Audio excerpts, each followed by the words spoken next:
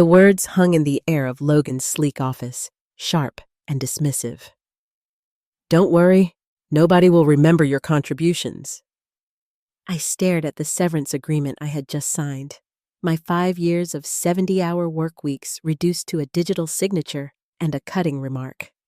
My chest tightened, but I kept my face neutral, the years of professional decorum masking the sting.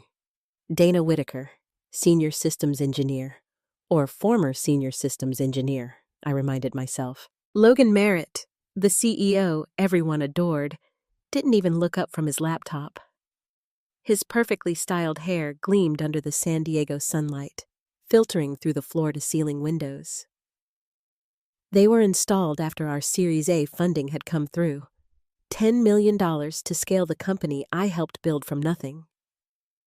I walked through the open office space, past rows of engineers who had no idea I wouldn't be returning tomorrow. Some of them were working with my code, the same code I had written during countless all-nighters, code that now formed the backbone of the entire product. I thought of the custom system architecture I'd designed when we were still working out of that dingy downtown warehouse, when we couldn't afford air conditioning. I kept coding even as sweat dripped down my back, working early mornings, pushing through. I caught Thomas, one of the newer hires, at his desk. He had no idea what was going on. I smiled, but it didn't reach my eyes. Packing my things was easy. A small plant, a framed photo of my sister's family, a coffee mug. After 5 years, all I could fit in a single canvas tote. I had given everything else to this company. And now, I stood waiting for the elevator. A chill crawled up my spine. Logan's words weren't just cruel. They were wrong. Nobody will remember your contributions? How could he forget? Every line of that architecture had my fingerprints on it. My shorthand notes were buried in the documentation, a language only I understood. I'd never written the comprehensive guide that had been on my to-do list for years, always postponed for more urgent matters. But now, as I stood in front of that elevator, it hit me. They really had no idea what they'd just done. I wasn't angry, not yet, but suddenly, the weight of my value hit me in full force. I was aware, more than ever, of every original draft, every architecture log, every piece of intellectual property with my name on it. I'd grown up in my father's shadow. He'd been a brilliant engineer, once hailed for his revolutionary battery system in the 90s. But when his company went public, they pushed him out and erased him from every press release. I vowed that would never happen to me. Yet here I was, 29 years old, walking away from Quantum Shift with nothing but a severance check and an NDA. I had read the NDA carefully, of course. It covered their secrets, not mine. I'd sent my personal documentation to my attorney before I even stepped into Logan's office. I'd sensed this coming. The whispers, the closed-door meetings, Logan's strange introduction of Troy, the new engineering consultant, to the investors.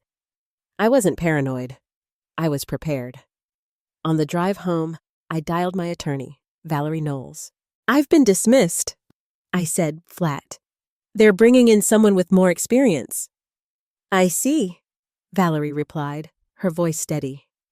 "And the severance?" 6 months salary, standard NDA, nothing about intellectual property beyond my employment contract. "Smart girl," Valerie said, and I could almost hear her smile. "The files you sent over are solid. Let's meet tomorrow to discuss options." The next day, I didn't check my work email or Slack messages. For the first time in years, I slept until 9 a.m., made a proper breakfast, and drove to Valerie's office with a strange sense of lightness.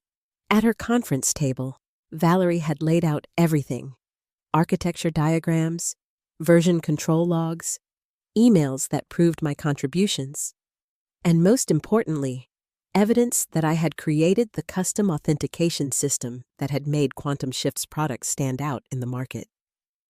You've been meticulous, Valerie said, her eyes scanning the files. Most people don't document like this. And in that moment, I realized no one would forget my contributions. Not if I had a say in it. My father had always taught me to keep receipts. Always cover your back, he'd said, and I had. I smiled at Valerie's question. So, what do you want to do with all this? She asked, her hand sweeping across the evidence of my 5 years of work. I sat back, letting the weight of my options settle over me. I wasn't vindictive by nature. Revenge hadn't been part of my upbringing, but self-worth had. Nothing yet, I replied, my voice steady. But I want to be ready. Valerie nodded, understanding me perfectly.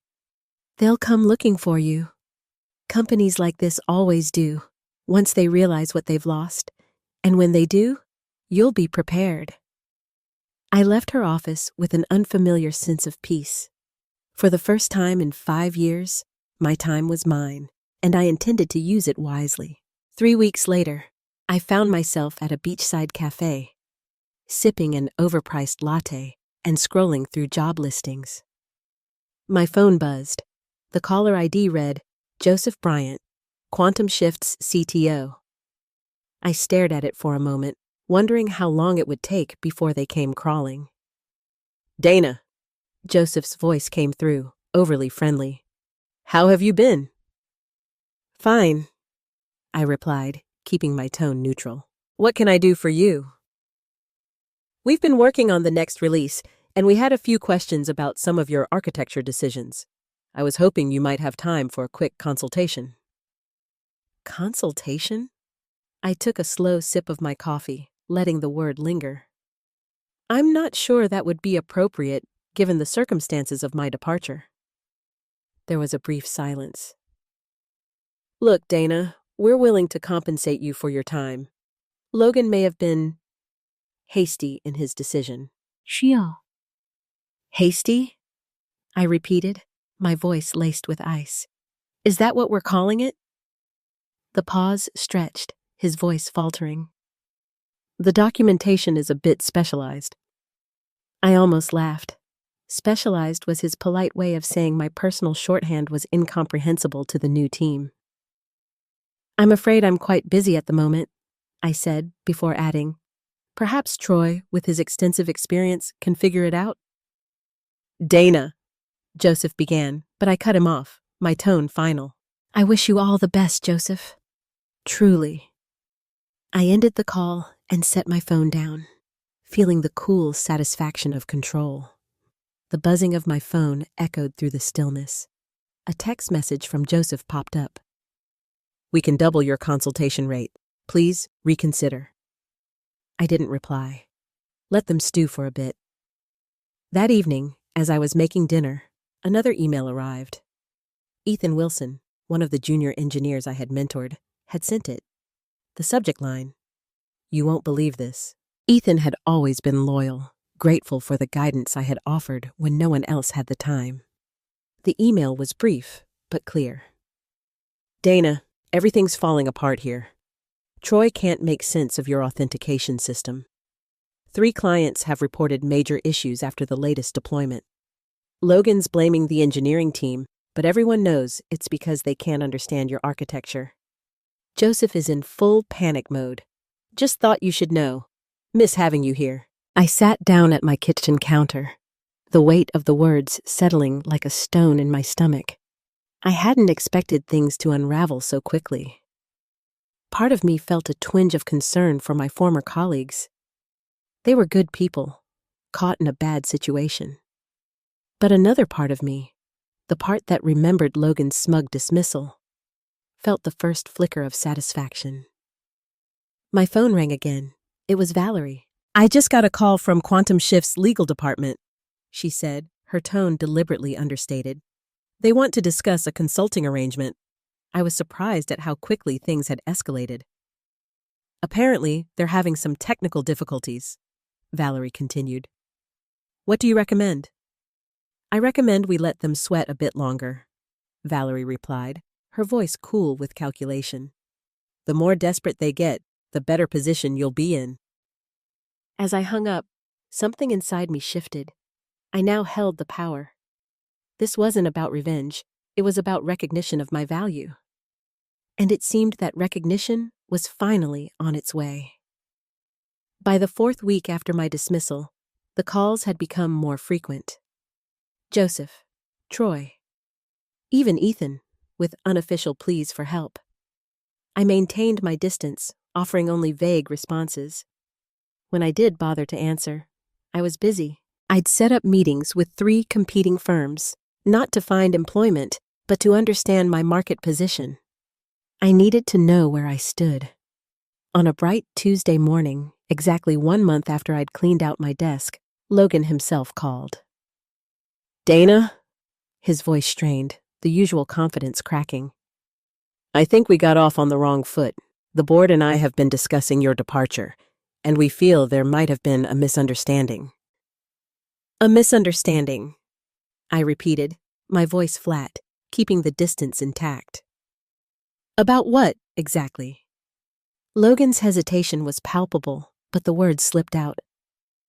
"About your value to the company."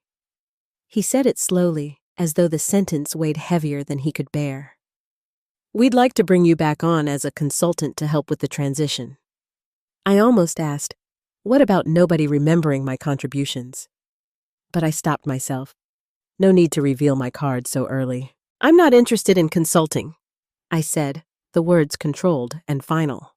"But I appreciate the offer." "Dana, be reasonable," Logan pleaded, his tone shifting. "We're talking about a significant consulting fee, 6 figures for a few weeks of work." "I'm quite busy at the moment," I replied, echoing my earlier response to Joseph. "Best of luck with everything." I hung up before he could say another word and immediately dialed Valerie. "Logan just called," I told her, the words tumbling out in the silence. "Offering a consulting position, 6 figures." "They're getting desperate," Valerie said, her voice calm but cutting. "But we need to tread carefully. Have you been monitoring their product?" I had. Quantum Shift's client-facing dashboard was experiencing significant downtime. Their Twitter support account was working overtime, responding to complaints and frustrations. The stock price, which had surged after the funding announcement, had dropped 15% in the past week. "It's not looking good for them," I confirmed. "Perfect," Valerie said, her voice settling with a hint of satisfaction. "I've been doing some digging of my own. Did you know Logan presented your authentication system as his own creation to the investors?" A cold shock ran through me, like ice slipping down my spine. "What?" "I have a contact on their board," Valerie continued, her words crisp. "Apparently, Logan's been taking credit for your work for years. The investors are funding his vision, not realizing the technical backbone was entirely your creation." The revelation shouldn't have surprised me, but it did. It was one thing for them to dismiss me. It was another to steal credit for my work. This crossed a line I hadn't anticipated. "What's our next move?" I asked, my voice hardening. "We wait 1 more week," Valerie advised, her tone sharp with calculated patience. "Let the situation deteriorate further. Then we send a formal notification of retained intellectual property rights." "Can we do that?" "You signed their employment contract," Valerie replied. "The contract covers work done within the scope of your employment. Your custom authentication system, the one that makes their product unique, you developed the initial prototype on your own time before you joined Quantum Shift. You have the dated GitHub repository to prove it. You brought it with you, refined it for their purposes, but the core IP could be argued to remain yours." I remembered those early days clearly, coding in my apartment on weekends, developing the authentication system as a personal project before Logan ever approached me about joining Quantum Shift. I had mentioned this to Logan when I was hired, but he had dismissed it as unimportant. Now it seemed that dismissal might cost him dearly. "So, we have leverage," I said slowly, the understanding dawning. "More than leverage," Valerie replied, her voice steady and sure. "We have a legal claim that could freeze their entire operation if we push it. I leaned back in my chair, the weight of her words settling over me like a heavy cloak. I had walked away from Quantum Shift feeling powerless, but now, the tables had turned so completely that I almost felt sorry for them. Almost. 5 weeks after my departure, Quantum Shift was on the brink. Their stock had fallen another 20%, and rumors of client departures were circulating in industry forums. My phone had stopped ringing. The silence that replaced the previous barrage of calls was ominous. I was at home, watching a documentary, when the doorbell rang. I opened the door, shocked to find Olivia Harris, the lead investor from Threshold Ventures, standing on my porch. "Ms. Whitaker," she said, her expression serious. "I apologize for the unexpected visit, but this couldn't wait. May I come in?" I hesitated, then stepped aside, allowing her to enter. Olivia had always been cordial during investor presentations, but we'd never spoken one-on-one before. "I'll be direct," she said, settling onto my couch, her voice unwavering. "Quantum Shift is in trouble, and I believe you know why." "I've heard there are some technical challenges," I replied, my tone carefully neutral. "Is that what you're referring to?" Olivia fixed me with a penetrating stare. "The authentication system is failing, and nobody can fix it," she said, her words heavy with frustration. "Logan assured us they had redundancies in place for key personnel departures, but that was clearly untrue." I remained silent, my eyes steady on her, waiting for her to continue. "What's more concerning," she went on, "is that we've discovered discrepancies in what we were told about the company's technical leadership. Logan had painted himself as the architectural visionary, with me cast as merely an implementer of his ideas. A bitter laugh escaped me before I could stop it. "Is that what he told you?" I asked, unable to suppress the irony in my voice. "It is," Olivia replied, her expression unchanged. "But our technical advisors have reviewed the situation, and it's become apparent that you are the true architect of the system." My breath caught in my chest, though I had expected something like this. "Logan misrepresented your role to secure funding," she added. I took a deep breath. "I'm not surprised," I said quietly. "But I am disappointed." "As am I," Olivia agreed. "Threshold invested $10 million based partly on false premises. That's why I'm here." Her voice hardened as she spoke the next part. "The board has called an emergency meeting for tomorrow. Logan doesn't know I'm meeting with you, but I believe your presence at this meeting is essential." This was unexpected. I had anticipated a series of legal negotiations, not an invitation to the boardroom. "What exactly are you proposing?" I asked, my voice measured. "I'm proposing that you tell the truth," Olivia said, her gaze unflinching. "Help us understand what we're dealing with and what options we have. In return, I promise that your contributions will be properly acknowledged and valued." I thought about this for a moment, weighing the risks and the opportunity. "I appreciate the offer, Ms. Harris, but my attorney has advised me not to engage directly with Quantum Shift without proper legal protections." Olivia nodded, seemingly unfazed. "I understand. What if we include your attorney in the meeting? This isn't about cutting deals in back rooms. It's about transparency. The investors need to know what's really happening." I considered her proposal. Attending the board meeting could be risky, but it also presented an opportunity to directly address the people with the power to make real changes. "I'll need to consult with my attorney," I said, finally. "Of course," Olivia replied, standing up to leave. "The meeting is at 10 o'clock a.m. tomorrow. I hope to see you there." After she left, I immediately called Valerie and explained the situation. "This is an interesting development," Valerie said, "earlier than I expected, but potentially advantageous. If you attend, you'll be speaking from a position of strength, not desperation." "What about our original plan, the formal notification?" I asked, already knowing her response. "We can still proceed with that. In fact, I'd recommend sending it tonight before the meeting.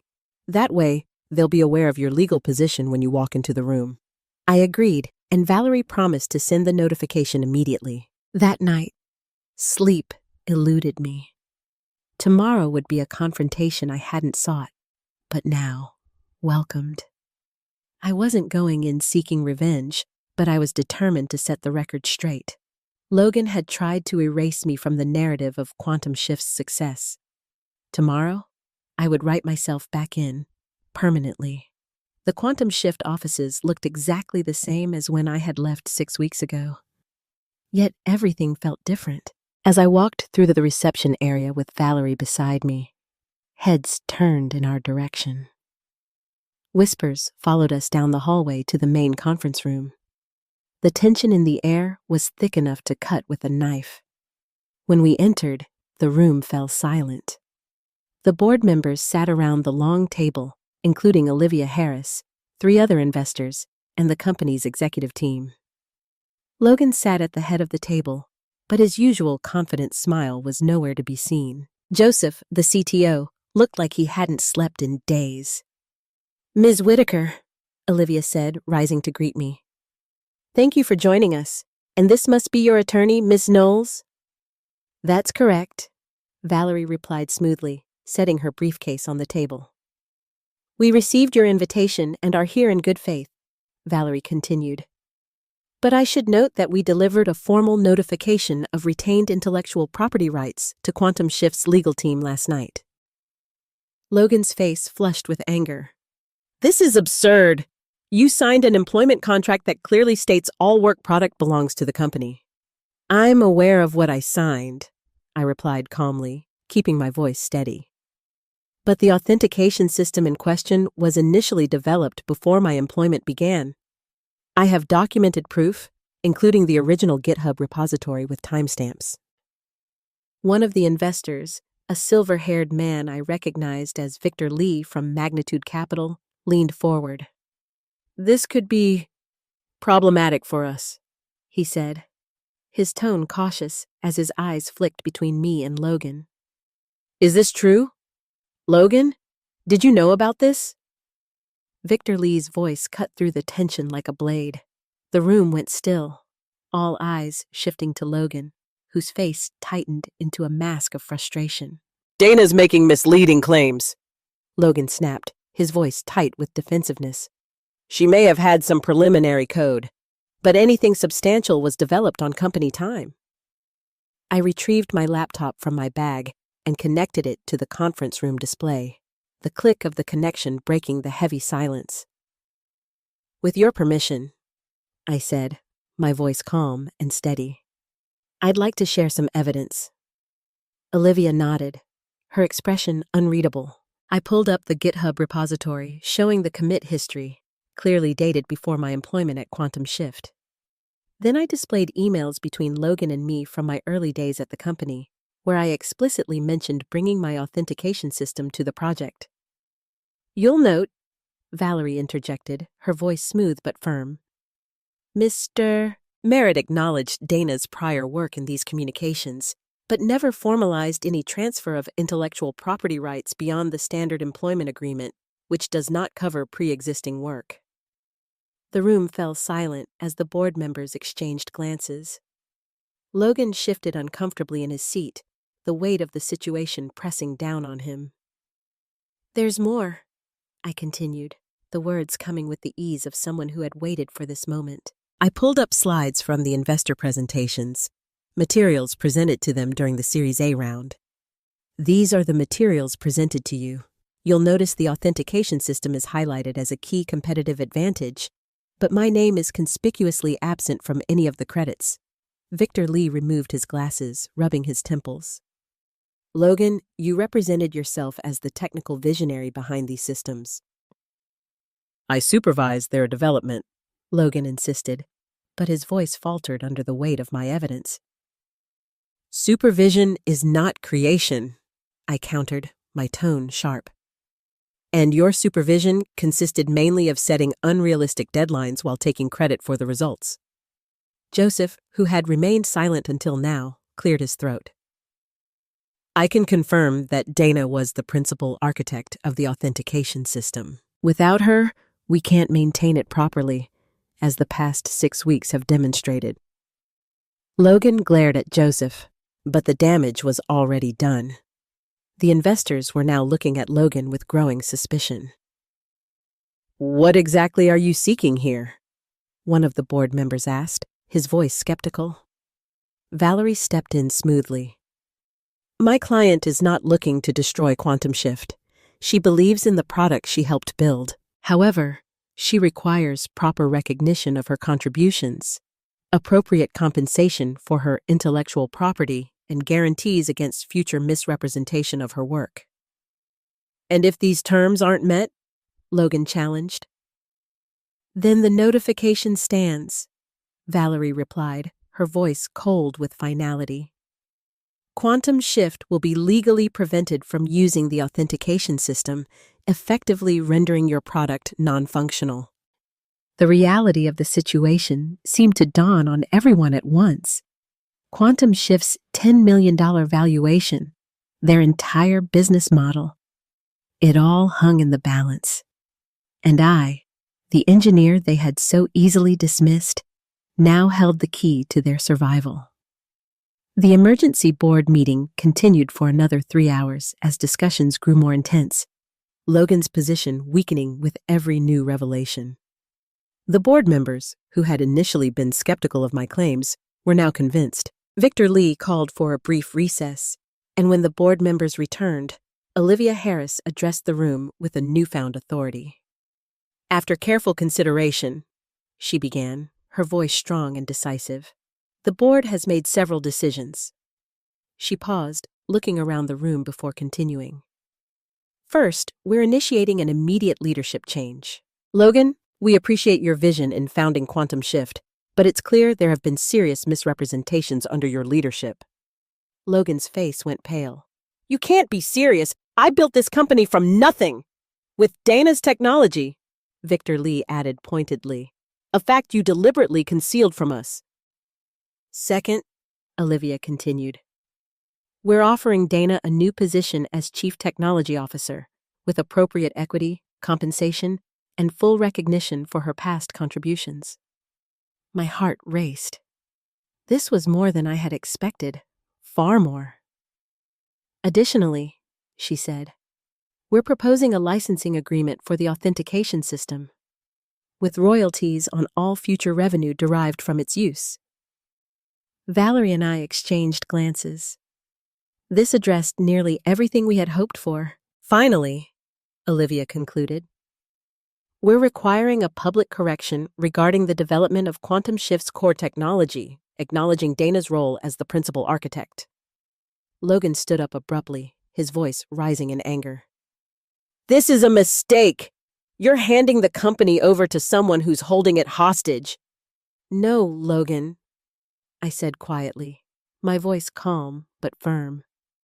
"I'm not holding the company hostage. I'm simply ensuring that the truth is recognized." Victor Lee nodded. "The board's decision is final. Logan, you can accept a reduced role as a strategic advisor, or you can leave entirely. The choice is yours." Logan looked around the table, searching for allies, but finding none. Without another word, he stormed out of the room, the door slamming behind him. In the silence that followed, I realized that the vindication I felt wasn't about revenge, it was about justice. 3 months later, I stood on a small stage at Quantum Shift's headquarters, addressing our team and a handful of tech journalists. The company had undergone a remarkable transformation. "Today marks an important milestone," I began, my voice steady. "With the release of our new platform update, we're not just improving functionality.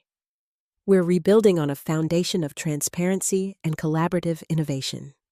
The authentication system that had once been my solitary creation was now maintained by a team of talented engineers, all of whom received proper credit for their contributions. The documentation was comprehensive and accessible, ensuring that the company would never again be dependent on a single person's knowledge. After the announcement, Olivia approached me, smiling warmly. The investors are impressed with the turnaround. Look at user complaints are down 87%, and we're seeing former clients return. It's a team effort, I replied, genuinely proud of what we had accomplished. True, Olivia said, but your leadership has been the catalyst. She paused. By the way, have you heard about Logan? I shook my head, not particularly interested in his fate. Logan had chosen to leave the company entirely, rejecting the board's offer of an advisory role, Olivia said. He's trying to launch another startup, but he's finding it difficult to secure funding. Word travels fast in this industry. I felt a momentary pang of sympathy. I hope he learns from this experience, as do I. Olivia agreed. Some lessons come at a higher cost than others. Later that day, I received an unexpected email from Logan. It was brief. Dana, I owe you an apology. I should have valued your contributions instead of trying to diminish them. The company is better off in your hands. I sat at my desk, contemplating how to respond. In the end, I kept it simple. Logan, thank you for the apology. I wish you success in your future endeavors. Sometimes the most valuable lessons are the most painful ones, Dana. It wasn't about forgiveness or forgetting. It was about acknowledging the truth, something I had fought for and finally achieved.